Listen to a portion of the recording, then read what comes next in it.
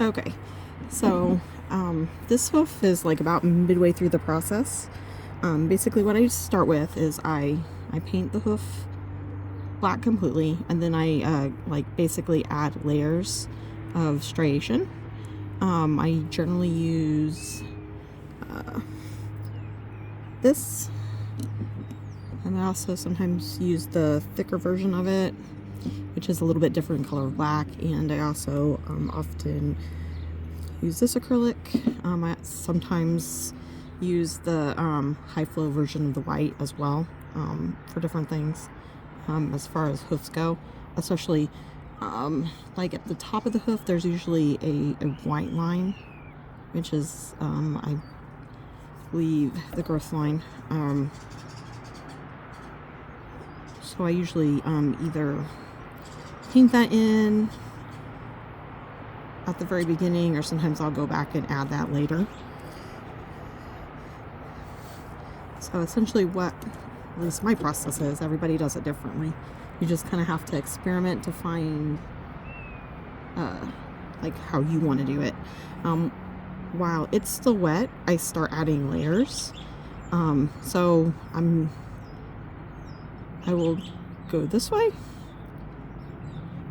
And I mean, I don't usually worry too much because I'll touch up later. Especially on this horse, since it's not even anywhere near done. So I will add striping, like horizontal and vertically. So I'll do a layer here, and then I don't, like I said, it is, you want striation. So I don't do it like perfectly around. Like their hooves aren't like that. They're like, if you look at your fingernails, the striations are not even. They don't, it's, you just have to kind of do that. I would also recommend like looking at a lot of horse hooves.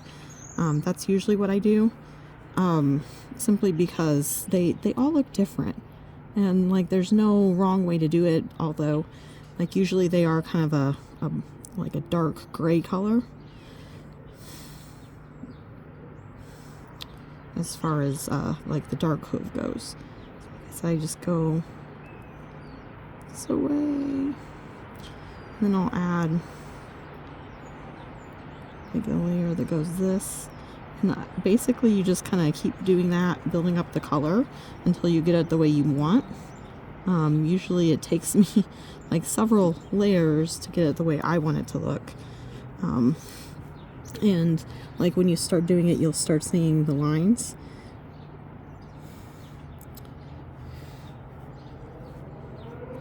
But like I said, I would suggest probably checking with a couple other people, simply because nobody does it the same, and you will have to experiment to see what works best for you. But this is the way that I do it. I just basically do layers and add texture to it until I'm sure that it's ready.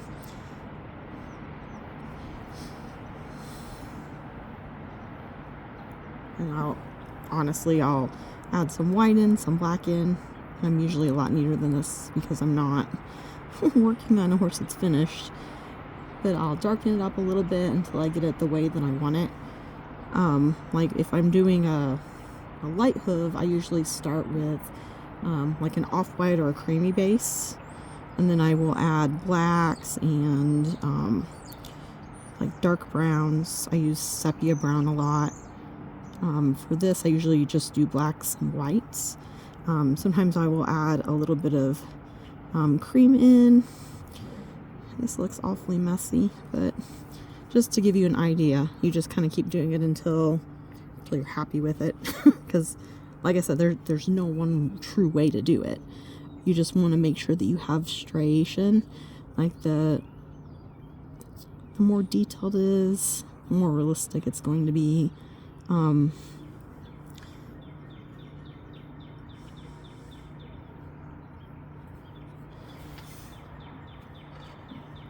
Don't usually paint out of the bottle like I am.